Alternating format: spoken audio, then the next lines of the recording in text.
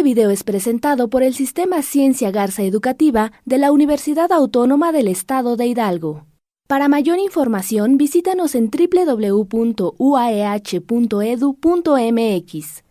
Gracias por aprender. Buenas tardes, soy la maestra Agustina Romero Hoyos, profesor por asignatura a nivel medio superior. El área en la cual me desempeño es el área de la física y en esta ocasión vamos a abordar uno de los temas más significativos de la mecánica.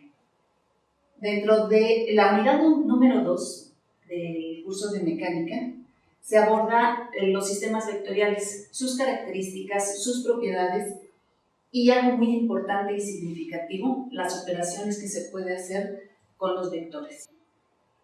Particularmente en este momento vamos a abordar el tema de la suma vectorial. El objetivo es aplicar el método del triángulo en la suma de dos vectores y comprobar la resultante mediante el teorema de Pitágoras. La competencia que deseamos fortalecer al desarrollar el tema es que los estudiantes puedan expresar sus ideas y conceptos mediante representaciones lingüísticas, matemáticas o gráficas. La suma vectorial, ¿de qué se trata? Nosotros podemos sumar vectores igual que cualquier cantidad escalar, siempre y cuando sean de la misma especie. ¿Cómo podemos distinguir las especies? Por medio de las unidades de medida. Antes de realizar cualquier operación, debemos verificar que las unidades de medida sean las mismas. Cuando nosotros realizamos una operación con vectores, obtenemos lo que se llama la resultante. Una resultante va a representar la acción de todo el sistema vectorial. Va a ser el vector único que represente la acción del sistema y cuando hacemos la gráfica es conveniente que la manejemos en un color diferente para distinguir el resultado de lo que es la demás figura. Dentro de la suma vectorial se distinguen métodos gráficos y analíticos. ¿Recuerdan cuáles son los métodos gráficos? El método del triángulo, paralelogramo y el polígono. Muy bien. ¿Y los métodos analíticos? Son el teorema de Pitágoras y el método de descomposición. Correcto. Dentro de los métodos gráficos, nosotros vamos a distinguir que los desarrollamos porque realizamos figuras y cuando nosotros abordamos un método analítico es porque tenemos que desarrollar fórmulas y comprobamos la solución gráfica mediante números. De los métodos gráficos que ya mencionábamos, el método del triángulo es el primero que vamos a analizar y se dice que se pueden sumar solamente dos vectores. Algo muy importante. Para realizar el método, dice, se coloca el origen del segundo vector en la punta de flecha del primero. En la figura nosotros podemos distinguir esos dos primeros detalles. Los dos vectores que vamos a sumar están marcados en color azul. La segunda característica que nos muestran aquí, al final del primer vector, en la punta de flecha del primer vector, estamos trazando el origen del segundo. Finalmente, si somos observadores, se juntan los orígenes tanto del primer vector con el origen del vector que va a ser la resultante del sistema y las puntas de flecha de la resultante y del segundo vector.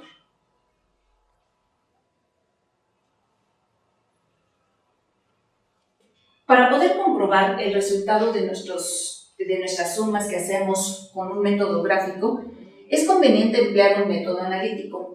Si los vectores tienen un ángulo de 90 grados, nosotros podemos aplicar el teorema de Pitágoras como método analítico y comprobar nuestra resultante. Para que quede más claro cómo podemos aplicar el método del triángulo, vamos a abordar un ejemplo. Nuestro ejemplo dice que vamos a obtener la resultante de manera gráfica y analítica para la suma de nuestro sistema vectorial que dice que son 40 metros sobre segundo a 45 grados y 60 metros sobre segundo a 135 grados. Para poder trazar un método gráfico siempre se emplea una escala que nos haga una figura más reducida y que pueda quedar dentro del plano. Cuando yo voy a trazar, puedo poner un plano cartesiano como referencia o simplemente un punto. Si yo marco un punto dentro del plano, ya puedo distinguir a dónde voy a hacer el trazo. Comienzo trazando en el origen. En el origen voy a buscar el ángulo de mi primer vector. Mi primer vector dice que está a 45 grados. El tamaño o magnitud de mi vector se traza a escala de acuerdo al tamaño que nos da como tamaño real o original y la escala que nosotros queremos emplear. Siguiendo el método del triángulo, al final de mi primer vector, voy a colocar mi transportador nuevamente para trazar el segundo vector. Si nos damos cuenta, el origen de mi segundo vector coincide con la punta de flecha del primer vector. Como nos indicaba la teoría, el triángulo se cierra con el vector que se llama resultante. Mi vector resultante va a representar la acción de A y B juntos. Ese vector resultante es la suma de A y B. ¿Cómo puedo yo dar el resultado de esa suma? Para hacer la suma, yo debo de medir mi línea, debo medir la línea, multiplicar por la escala y entonces dar el resultado, que en este caso va a ser mi resultante. Coloco su unidad y como también la resultante es un vector, debo medir su ángulo. Si se dan cuenta, el transportador siempre debe colocarse en el origen de nuestros vectores para medir nuestros ángulos de manera correcta. Nuestro transportador en este caso nos marca 104 grados. En ocasiones nuestros métodos gráficos pueden fallar un poquito hasta por lo grueso del lápiz o el marcador que estemos utilizando. Cuando nosotros queremos dar un resultado único y verdadero, es cuando usamos un método analítico. En este caso, nuestra figura corresponde a un sistema con dos vectores que están a 90 grados. Por lo tanto, podemos emplear nuestro teorema de Pitágoras para comprobar ese resultante. Ese teorema de Pitágoras nos indica que podemos calcular la resultante de la suma con la raíz cuadrada del cuadrado de mi primer vector más el cuadrado de mi segundo vector. Mi resultante quedará definida entonces por 40 unidades al cuadrado más 60 unidades al cuadrado. Lo sumamos, sacamos la raíz y sería el valor de nuestra resultante. ¿Cuál es el valor? 72.11.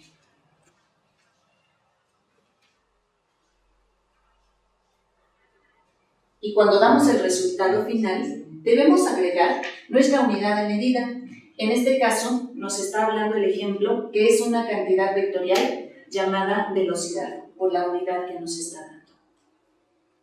Si se dan cuenta, aquí únicamente hemos llegado al tamaño de nuestra resultante. Nos falta una parte muy importante y significativa para nuestros vectores, que es el ángulo. En el cálculo del ángulo, acompañando a nuestro teorema de Pitágoras, debemos utilizar una función trigonométrica simple. En esa función trigonométrica simple, que puede ser seno, coseno o tangente, podemos calcular el ángulo que estamos buscando. Si ocupásemos seno del ángulo, recordando la función, es el cateto opuesto entre la resultante. Si le damos valores, ¿qué ángulo estamos buscando? Señalado en la figura es el que está marcado en color verde. Para este ángulo que está aquí marcado, ¿quién sería el cateto opuesto? B. El lado B. En este caso, el lado B vale 60 entre nuestra resultante que hemos calculado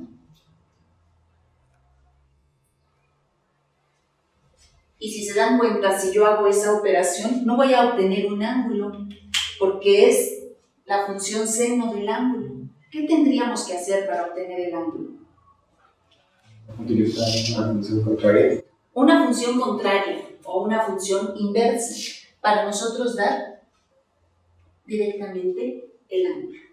Esa función contraria sería arcoseno de mi operación 60 entre 72.11. ¿Cuánto es?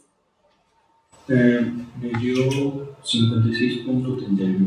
56.31. Esos ya son grados. Grados son medida de ángulo. ¿De acuerdo? Y si nosotros comparásemos nuestro ángulo que nos da de manera analítica con el que nos da de manera gráfica, ¿qué nos hace falta?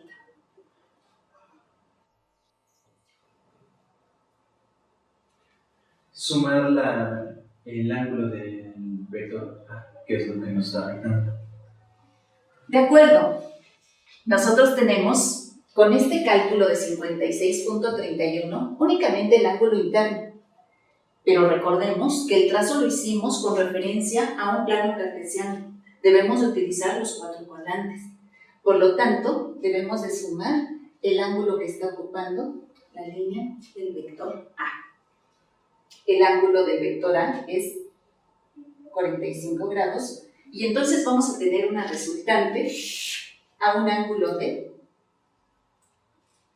101.31 grados. 101.31 grados. Si comparamos nuestras respuestas, nos damos cuenta que estamos cercanos en el cálculo, que este sí ya no tiene falla, con nuestra figura. Podemos confiar en que nuestra figura estuvo bien trazada. Podemos confiar también en que el cálculo de nuestro ángulo verdadero, ¿sí?, comparado con el ángulo que tenemos en nuestra figura, pudiera fallar, en nuestro trazo pudiera fallar un poquito, hasta por el mismo instrumento de medida. Cuando nosotros hacemos el cálculo, el resultado ya queda completo. Para que nosotros pudiésemos abordar mayores ejemplos, pudiésemos reforzar nuestra información, podemos consultar nuestros libros base que están en nuestra bibliografía. Con la explicación del método del triángulo, nosotros podemos abarcar una parte muy importante de la suma vectorial por métodos gráficos.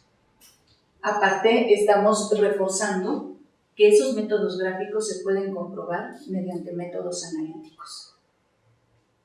Aparte, no debemos olvidar que todos estos métodos de suma vectorial y de sistemas vectoriales tienen una aplicación en la vida cotidiana.